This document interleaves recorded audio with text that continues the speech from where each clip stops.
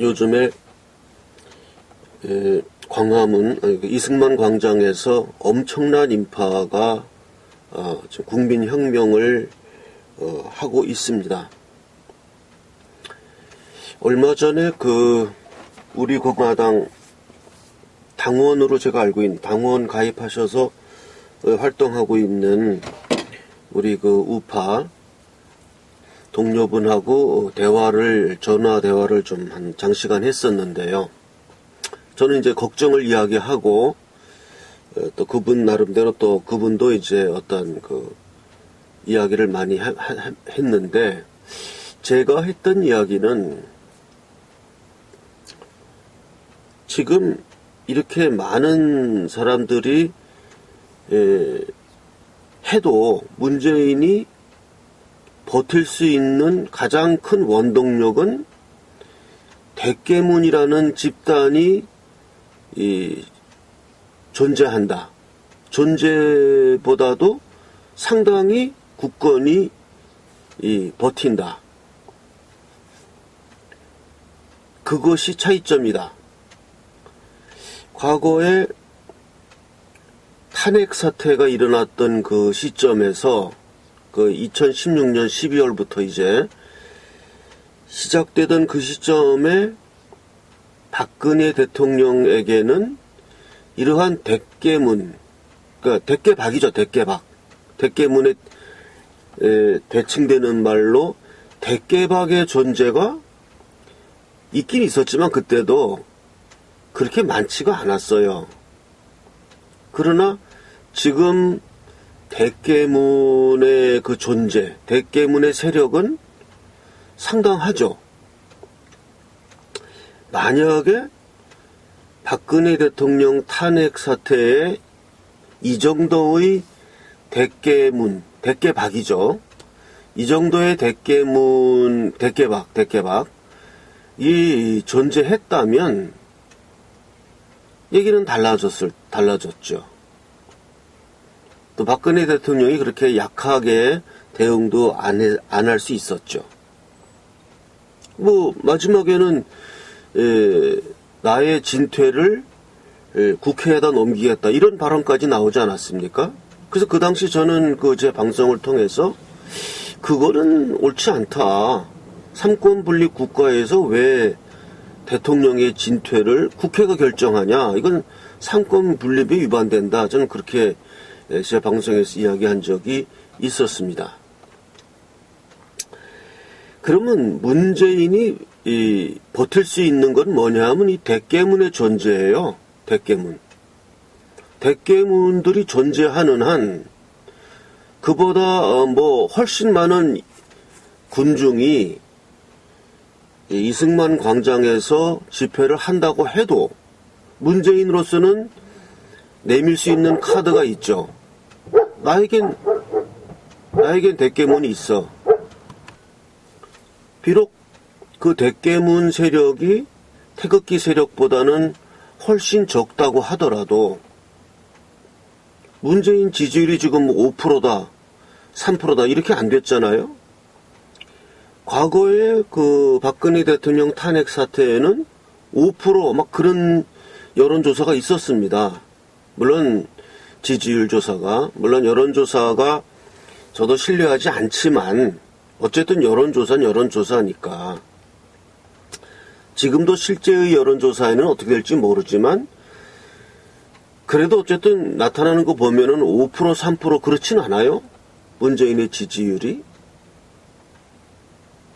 그러면 그러한 지지율이 있고 대깨문이 존재하는 한 문재인은 비록 태극기 세력 이승만 광장을 꽉 채운 그런 어마어마한 인파가 온다 하더라도 서초동에서 모이는 그 군중을 봐라.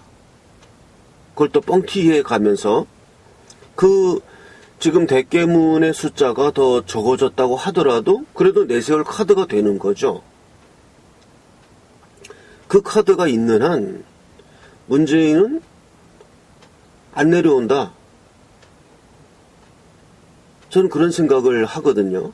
그 대깨문. 그리고 또 하나 좀 지적하고 싶은 것은 그 조국 사태를 보고 그 좌파 진영의 민낯을 보았다. 그래서 많은 사람들이 돌아섰다고 합니다. 중도에 있다가 돌아섰다는 사람들. 제가 거기에 대해서 과거에 어떤 친지에게 한 이야기가 뭐냐 하면, 우리는 정치가가 나섰을 때 우리가 이 정치가를 선택하는 거는 그 사람이 뭐 지금 문재인이나 뭐 조국이나 이 사람들이 외친 건 뭐냐 하면은 과거에 그런 그 박근혜, 이명박, 뭐 박정희 이런 사람들은 잘못된 사람들이었다 이거잖아요. 그러면서 이 사람들은 잘못되었고 내가 올바른 사람이다. 그러니 나를 믿어달라 이거잖아요. 주장이 그겁니다. 나는 깨끗하고 나는 공정하고 나는 뭐 정의로운 사회를 할 사람입니다. 검찰개혁을 할 사람은 조국밖에 없습니다. 왜? 나는 착한 사람이니까 믿어달라 이거잖아요. 그래서 믿는다는 건 굉장히 우매한 겁니다. 그래서 믿는다는 건 우매한 거예요. 그러니까 나를 믿어야 할 이유를 이렇게 우리의 이런 체제가 이렇다. 체제가 이러이러하니까 나를 믿어야 된다라고 이야기해야지. 그러니까 내가 올바르니까 믿어달라. 그래서 믿었다. 이건 우매한 거예요.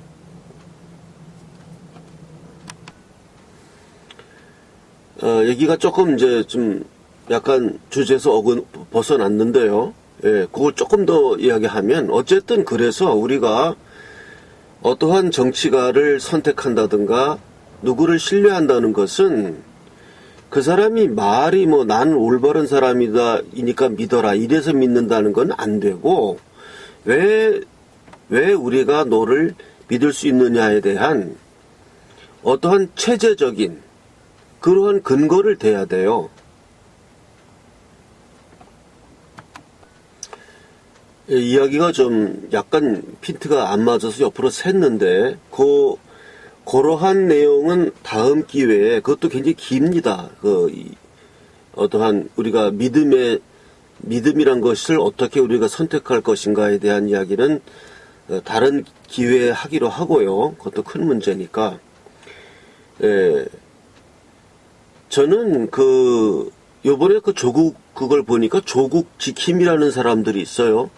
조국 수호대라는 사람들이 있어가지고 뭐 파란 이런 차단막 갖고 사진 못 찍게 하고 뭐 인터뷰 못 하게 하고 뭐 이런 보니까 젊은 애들이더라고요. 주로 아가씨들이 많더라고요.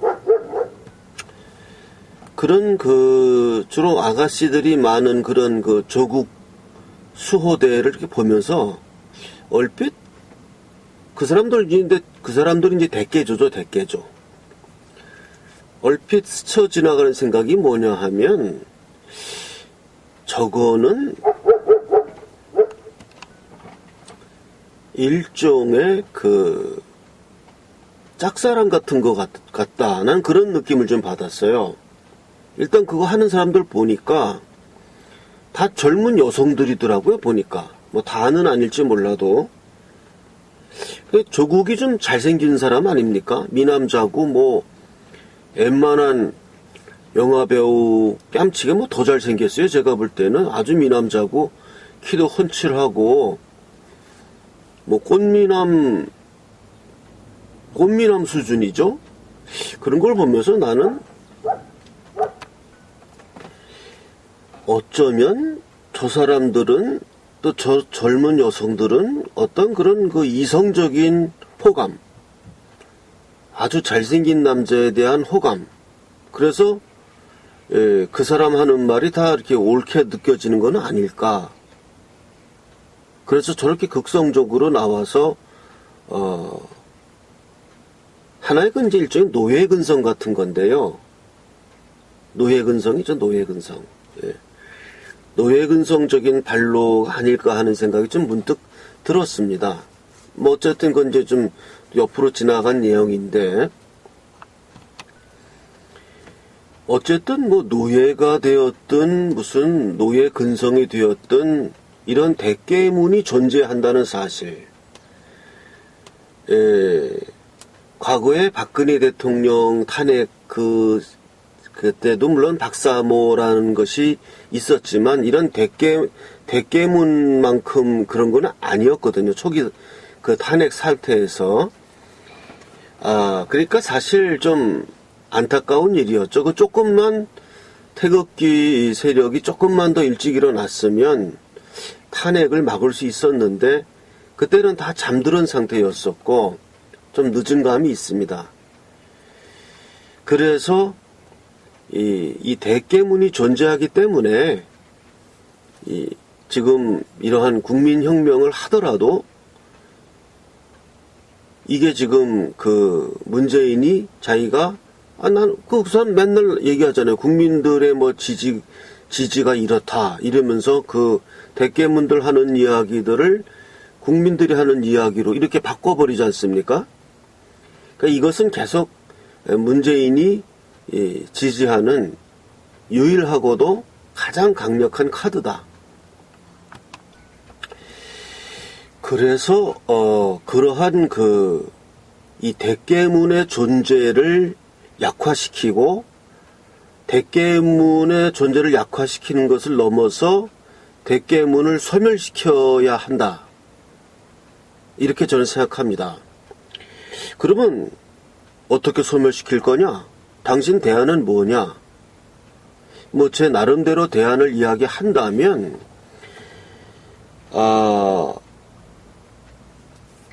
그 대깨문이나 좌파들이 우리 우파 유튜브를 상당히 봅니다.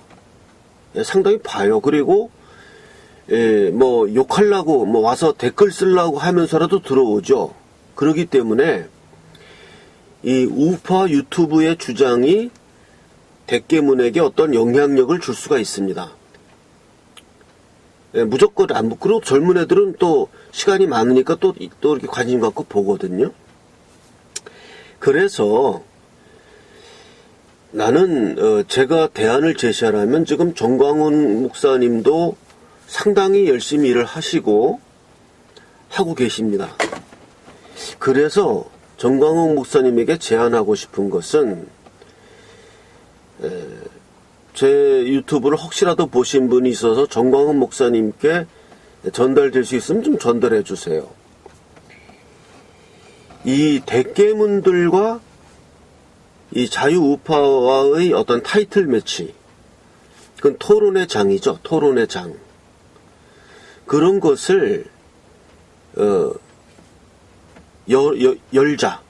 그걸 열어두어서 물론 지금과 같이 우리 자유우파끼리 강력하게 하는 건 계속하고 한 귀퉁이를 띄어내서 대깨문과의 대화, 대깨문과의 장을 이렇게 만들어서 그들과 1대1 토론을 하고 끝장 토론을 하는 그러한 익사이팅한 그런 방식을 하면 주목을 끌게 돼 있고 대깨문들이 거기에 대해서 관심을 많이 갖고 있다가 깨닫게 되는 어떤 계기가 될 것이다.